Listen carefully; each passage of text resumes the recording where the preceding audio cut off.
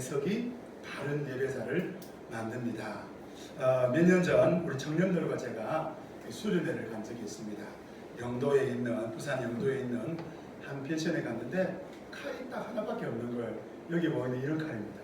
이 중식 칼이라는데 저는 중식 칼을 그 전에 써본 적이 없는 거예요. 직사각형 이 넓은 칼을 그래가지고 이제 청년들 소그룹 모임 가지라고 제가 청년들을 위해서 뭐 솜씨는 별로지만 요리를 좀 하려고 생각하고 이 칼을 가는데 이 칼을 가지고 양파를 깎으려 하니까 양파를 깎을 수가 없는 거예요. 어떻게 깎지? 하다가 제가 손을 그만 베고 말았습니다. 정말 아팠는데 그날 저녁에 교회 집사님 몇 분이 청년들 수련회 한다고 방문했는데 그 집사님 중에 한 분이 제 손을 보더니 왜 다쳤느냐 뭐 이러면서 이제 뭐 중식칼을 쓰는 방법을 제가 가르쳤는데 이야 사람들이 왜 이 중식칼을 쓰는지 그때 알게 되었습니다. 정말 요리하기 좋은 칼이구나 라는 것을 알게 되었습니다. 그런데 지금은 사용법이 하나도 기억나지 않으니까 저한테 물을 필요가 없다는 걸 말씀드리고 싶습니다. 칼 하나만 해도요 누가 사용하느냐에 따라서 멋진 요리가 될 수도 있고 또 누가 사용하느냐에 따라서 불편하기도 하는 것이죠. 여러분 성경이 그렇습니다. 성경은 하나님께서 우리에게 하나님의 뜻을 알려주신 하나님의 계시요 하나님이 어떤 분인지 알려주시는 유일한 책인 것입니다. 우리는 성경을 통하여 하나님을 믿게 되고 하나님의 믿는 사람답게 살아가게 됩니다. 그런데 문제는 여기에 있습니다. 우리가 알고 있는 이단들 무엇입니까? 성경을 가지고 그들은 우리에게 다가온다는 것이지요. 성경이 아닌 불경이나 코란을 가지고 하나님에 대해서 말하는 이단들은 못하는 것입니다. 제가 알고 있는 어떤 분은 성경을 가지고 교회를 말하고 신앙을 말하고 삶을 말합니다. 그런데 너무나 성경적이지 않습니다. 성경을 가지고 말하는데 성경적이지도 않고 하나님의 뜻과 정반대되기도 하고 너무나 먼 이야기를 하는 것을 보게 되는 것이죠. 오늘 우리 하나님께서 뭐라 말씀하십니까? 너를 위하여 우상을 만들지 말고 그것들을 섬기지 말라고 말씀을 하고 있는 것입니다. 여기서 우상을 만드는 사람들은 어떤 사람들입니까? 그들은 하나님이 싫어서 하나님을 대적하고 싶어서 그래서 우상을 만든 사람들입니까? 아니라는 것입니다. 그들은 하나님을 섬기고 싶어서 하나님을 형상으로 만든 사람들입니다. 그들은 하나님을 향한 특심을 가지고 있었습니다. 어떻게 하면 하나님을 잘 섬길 수 있을까? 어떻게 하면 우리 하나님을 더욱 기쁘시게 할 수 있을까?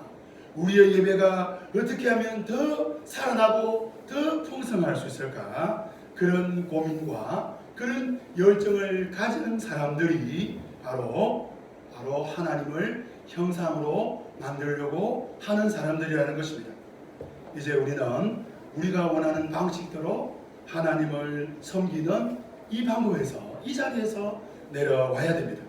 우리가 원하는 방법이 아니라 하나님이 원하는 방법대로 하나님을 섬기시는 저와 여러분 되시기를 주님의 이름으로 축원합니다. 그래서 오늘 말씀도 우리가 바른 해석이 필요하고 바른 해석을 가진 사람들이 바른 예배자가 된다는 것입니다. 한번 따라해봅시다. 바른 해석이 바른 예배자가 됩니다. 우리 옆 사람에게 한번 축복해 줍시다. 바른 해석을 하셔서 바른 예배자가 되시기를 주님의 이름으로 축원합니다.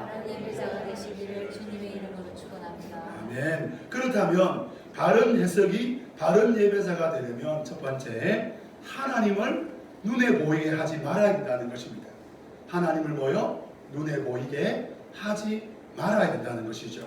우리 본문 4절 5절 말씀 같이 한번 더 읽어보겠습니다. 읽어봅시다. 너를 위하여 새긴 우상을 만들지 말고 또 위로 하늘에 있는 것이나 아래로 땅에 있는 것이나 땅 아래 물속에 있는 것에 어떤 형상도 만들지 말며 그것들에게 절하지 말며 그것들을 섬기지 말라. 나 내 하나님 여호와는 질투하는 하나님인즉 나를 미워하는 자의 죄를 갚되 아버지로부터 아들에게로 3, 4대까지 이르게 하거니와. 이 계명 말씀을 한마디로 말씀한다면 이렇지요.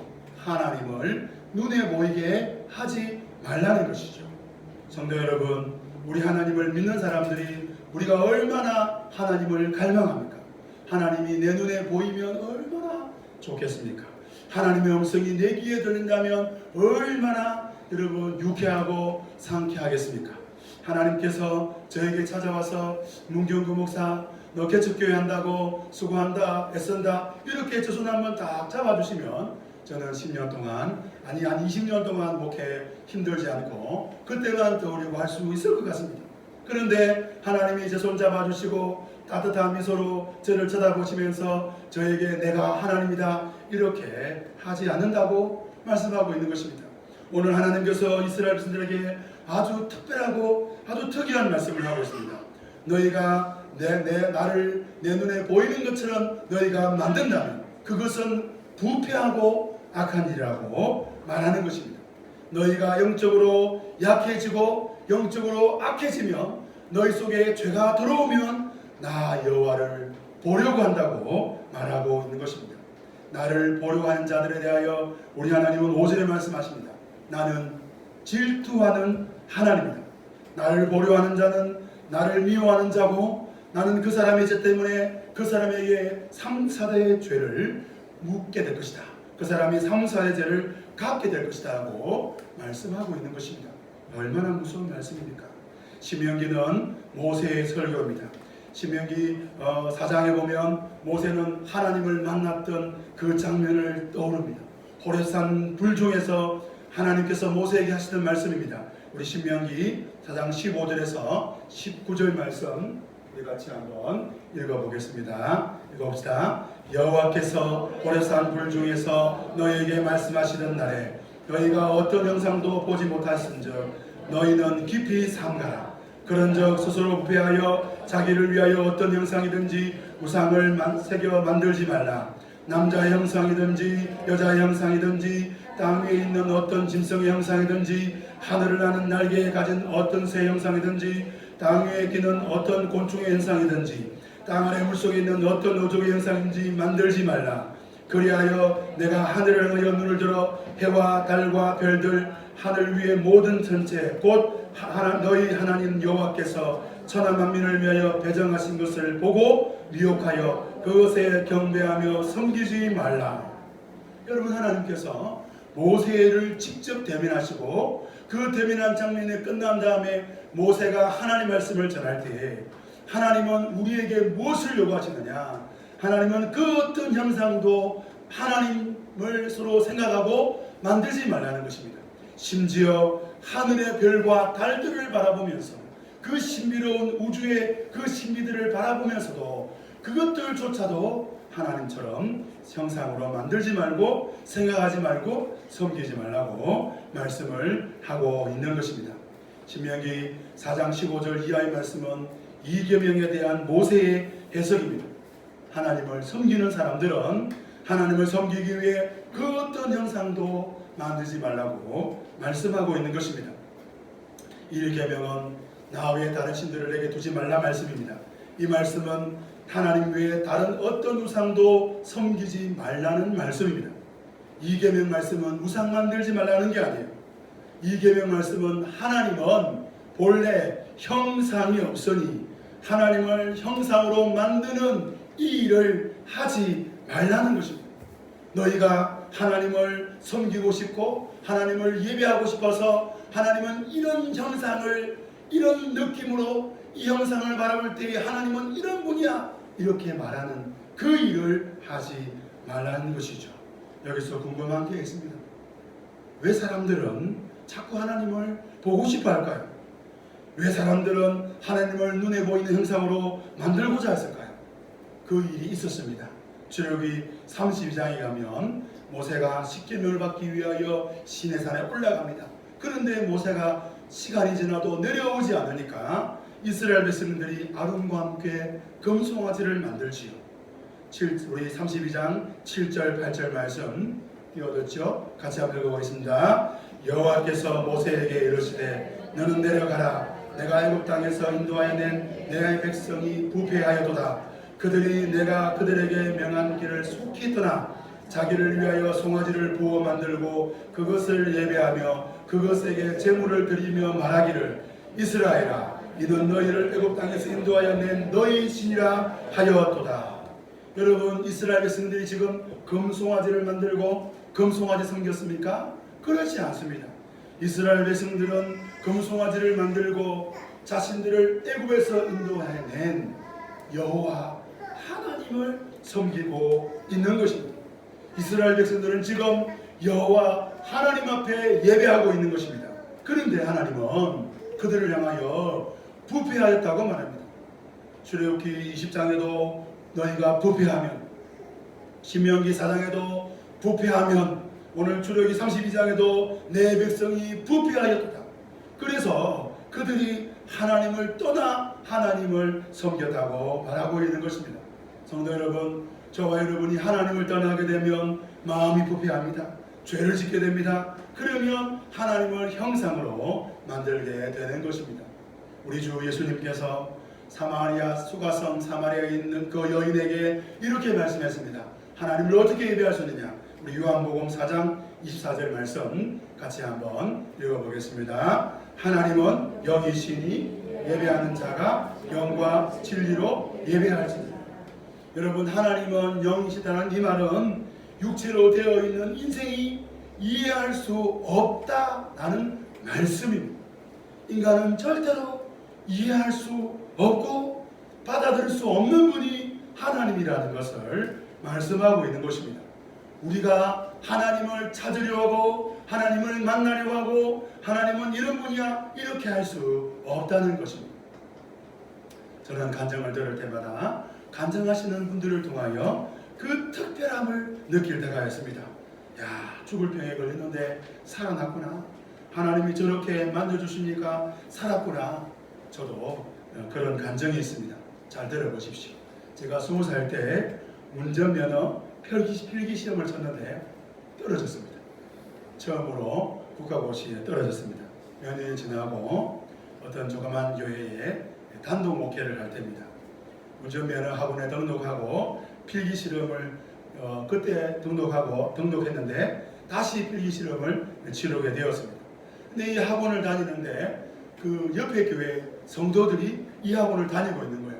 어머나 어느 교회 전도사님 문경구 전도사님 맞죠? 어떻게 하십니까? 제가 옆에 교회 어떤 집사입니다. 그때부터 긴장이 되기 시작했습니다. 왜냐하면 20살 때 필기시험을 쳤는데 떨어졌습니다. 그 7점 합격인데 69점으로 떨어졌습니다. 옛날에는 전광판에 이걸 보여줬습니다. 문경구 69점 불합격. 그게 떠오르는 거예요. 그래가지고 꿈을 꿨는데 그 집사님들과 시험을 쳤는데 저만 69점으로 떨어지고 그 집사님들이 막 100점, 90점 붙으면서 목사님 어떻게, 전도사님 어떻게 해요? 그 기억이 나는 거예요. 새벽기도 마치고 매일 1시간씩 예배당에 앉아서 공부를 했습니다. 제가 한 문제 틀리고 98점으로 합격을 하게 되었습니다. 예상 문제집에 있는 문제 다 풀었습니다. 딱 한 문제가 예상 문제집이 안 나와가지고 쓰지를 못했습니다. 저에게 감정이 뭡니까? 새벽기도 마치고 교회에서 공부하면 국가고시 반드시 합격한다 라는 것입니다. 여러분, 우리는 이런 특별한 간증이나 특별한 만져주심을 통하여 하나님을 알리려고 합니다. 참 좋은 것 같습니다. 그런데 문제는 뭡니까? 하나님은 우리 편에 서지 않고 하나님은 이렇게 말씀하십니다. 나는 너희가 볼 수 없고 너희가 보려고 해도 너희가 보았다고 해도 너희가 이런 하나님이야 이렇게 말하지 말라고 말하고 있는 것입니다. 하나님은 우리에게 그런 분이 아니라는 것입니다. 하나님은 형상을 만드는 분들에 대해서 너희가 나를 대적할수록 대적하는 것이라고 말하고 있는 것입니다. 이계명에서 형상을 만드는 사람들은 열정을 가진 사람들입니다. 하나님을 더 잘 섬길 수 있는 방법이 무엇인지 고민하는 사람들인 것이죠. 그래서 그 열정과 열심이 어디까지 나아지게 됩니까? 나는 하나님을 알 수가 있어로 나아가는 것입니다. 그래서 눈에 보이는 형상으로 하나님을 만들고 마음으로 만들어진 하나님을 가지고 그리고 하나님을 예배한다는 것입니다. 여러분, 여러분 마음 속에 있는, 여러분 생각 속에 있는, 여러분의 일상과 여러분의 경험되어져 있는 그 하나님이 성경에서 말씀하고 있는 하나님인지 점검해 보셔야 한다는 것입니다. 오늘 저와 여러분이 하나님을 어떤 식으로 보았든지 어떻게 경험했든지 그 놀라운 일들이 과연 성경에서 말씀하고 있는 하나님인지 살펴봐서 다른 해석을 통하여 하나님을 예배하시는 저와 여러분 되시기를 주님의 이름으로 축원합니다. 두 번째로 그래서 어떻게 된다고요? 말씀을 바르게 해석해야 된다는 것입니다. 초대교회에 나타난 첫 번째 이단은 영지주의였습니다. 영지주의자들의 가장 큰 특징 중에 하나는 자신들만 특별한 계시를 받았다는 것입니다. 그래서 자신들만 특별한 계시를 받은 그것들을 기록해서 책으로 만들고 그것들을 돌아보면서 읽었습니다. 그리고 말하기를 우리는 특별한 사람들이다. 우리는 사도 베드로나 사도 바울이나 사도 요한과 같은 그런 서신서나 그런 복음서들을 인정할 수 없다. 그 책도 때로는 하나님이 주실지 모르겠으나 그 책 이상의 책이 바로 우리가 가진 책이다 라고 말하는 것입니다. 공교회의 고백을 믿지 않았습니다. 자신의 생각과 자신의 경험과 자신의 뜻대로 성경을 읽고 해석했던 것입니다. 때로는 성경보다 자신이 말하고 있는, 자신이 이야기하고 있는 그 특별한 계시를 더 믿고 신뢰했던 것이죠. 디모데전서 1장 3절 이하에 보면 바울은 영적의 아들 디모데에게 너가 에베소 교회에 목회할 때에 신하나 어떤 영적인 족보를 다루는 그 사람들, 다른 교훈을 가르치는 그 사람들을 교회에서 어떻게 그들을 또 몰아내고 또 그들 가운데 그곳에 빠져있는 그 에베소 성도들을 어떻게 목양할지를 말하고 있는 것을 보게 됩니다. 그래서 사도행전 이후에 바울 서신, 베드로 서신, 사도 요한 서신, 유다서 그 모든 서신들의 이야기들은 바로 영지주의 이야기를 다루고 있는 것입니다. 성도 여러분에게 한번 물어봅시다. 여러분, 제가 지금까지 말씀드린 그 결정 중에 어떤 결정이 더 중요하다고 말씀드렸습니까? 공교회의 결정입니까? 아니면 여러분 자신들의 그런 결정입니까? 여러분, 우리는 공교회의 결정을 따라야 되는 것입니다. 말씀을 해석할 때에 우리가 해석하고 우리가 결정하고 내가 해석하고 내가 결정하고 여러분 그것을 더 선호하지 않습니까? 내가 원하는 대로 말씀을 해석하고 그리고 그 말씀을 따라 적용하는 것 여러분 익숙하지 않습니까? 그런데 교회의 역사 속에서 한 번도 교회는 그 공교회의 역사가 공교회의 해석이 아닌 개인적인 해석, 나의 해석을 받아들이지 않았다는 것입니다. 그렇게 성경을 해석하라고 말한 적이 없다는 것입니다. 우리 요한복음 4장 14절 말씀 다시 한번 볼까요? 하나님은 영이시니 예배하는 자가 영과 진리로 예배할지니라. 하나님이 뭐라 그럽니까? 영이라는 거예요. 스스로 하나님을 알 수 없다는 것입니다. 성령과 진리가 아니면 하나님을 예배할 수 없다는 것입니다. 한국교회는 오랫동안 이 영과 진리를 개인적인 체험에 두었습니다. 같은 교회를 다니고 같은 신앙을 가졌는데 말씀을 보는 그 해석이 다른 것입니다. 주관적인 해석이 더 매력적인 거예요. 큐티의 매력도 그렇습니다. 자기 속에는 옳은 대로 해석하고 적용합니다. 저는 그 성경책을 그 첫 번째 의도를 살펴봐야 된다고 자주 말씀을 드렸습니다. 우리가 이제 십계명 전반부 마치면 다시 마태복음으로 돌아갈 것입니다. 마태복음 왜 기록했는가? 여러분 이것이 중요한 것입니다. 창세기를 우리가 작년 했습니다. 창세기가 왜 하나님이 모세를 통하여 이스라엘 출애굽 제1세대에게 주셨는가? 이것을 알아야 된다는 것입니다. 21세기 한국교회는 이제 신학의 수준이 굉장히 많이 높아졌습니다. 그래서 성경 박근의 의미와 전체 의미를 잘 파악할 수 있는 것입니다. 이것이 성령의 인도하심이고 공교회의 해석인 것입니다. 영이신 하나님을 예배하는 것은 내가 더욱더 영적인 사람이 되어 하나님을 예배하자는 말씀이 아닌 것입니다. 왜냐하면 성령과 진리는 동전의 양면과 같습니다. 여러분, 성령님 따로 가시고 말씀 따로 가고 성경에는 그렇게 말씀하지 않습니다. 사도 바울과 베드로와 여러 서신들을 보면 성령과 말씀이 하나인 것을 보게 되는 것이죠. 여러분, 하나님을 예배하는 방법은 말씀으로 예배하는 것입니다. 그래서 유대교는 어떻게 예배할까요? 유대교적 말씀 해석으로 예배하는 것입니다.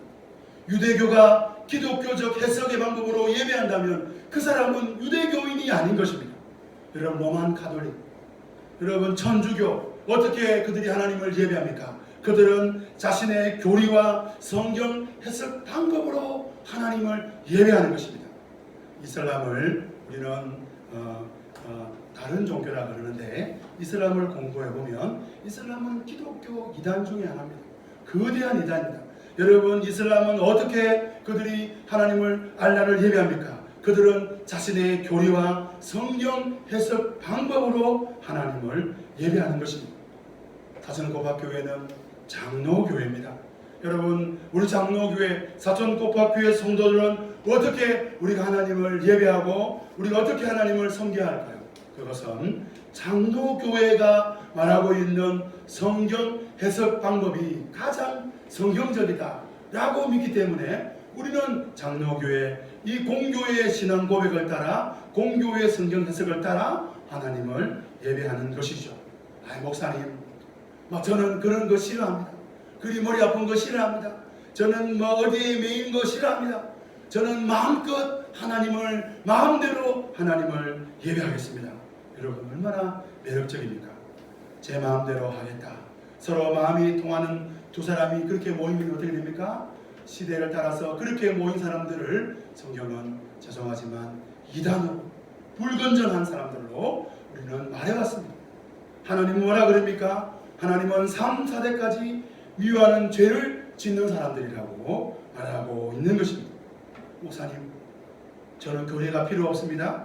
저는 공교 해석도 필요 없습니다. 저는 그때그때 해주시는 성령의 감동하심으로 성경을 해석하겠습니다. 이 사람들은 지적이거나 영적인 사람들이 아닌 것입니다. 그분들은 공교회의 성경 해석과 공교회의 교리를 포기하고 자기의 해석과 자기의 교리를 선택한다는 것입니다. 지나실지 모르지만 신천지가 왜 이단입니까? 신천지는 장로교회의 공교회 교리 해석, 성경 해석을 포기했습니다. 그들은 자기의 성경 해석을 선택했습니다. 그리고 그들은 자기의 교리가 옳다고 말하고 있는 것입니다. 6절 말씀에 나를 사랑하고 내 계명을 지키는 자에게는 천대까지 은혜를 베푸느니라. 이 계명은 하나님을 사랑하고 하나님의 계명을 지키는 자에게 천대까지 은혜를 베푸시겠다고 말씀하고 있는 것입니다. 형상을 만들지 않으면 되겠네. 여러분, 끝나지 않습니다. 계명을 지키는 것입니다. 여호와의 정인이나 안식교가 왜 이단입니까? 그들은 구약만 지킵니다. 그들은 토요일을 안식일을 보고 주일을 지키지 않습니다. 구약에 등장한 하나님 아버지만 하나님이고 예수님은 하나님이 아니라고 말합니다. 그래서 이단인 것입니다. 구약 모세의 율법을 장로교회는 어떻게 해석합니까? 하나님 나라의 신학. 그래서 그 하나님 나라의 신학을 따라서 우리는 하나님 말씀을 해석하는 것입니다. 21세기 안에 가장 무서운 적은 신천지라고 말합니다. 저는 신천지보다 더 무서운 적이 우리 안에 있다고 말씀드리고 싶습니다. 그것은 자기 소견에 옳은 대로 하나님 말씀을 해석하는 것입니다. 교회에 대하여 어떻게 해석하십니까? 사천고박교회를 다니고 있는데 교회에 대하여 각기 다른 생각을 가지고 교회는 이런 거야. 교회는 이렇게 해야 돼. 직분에 대하여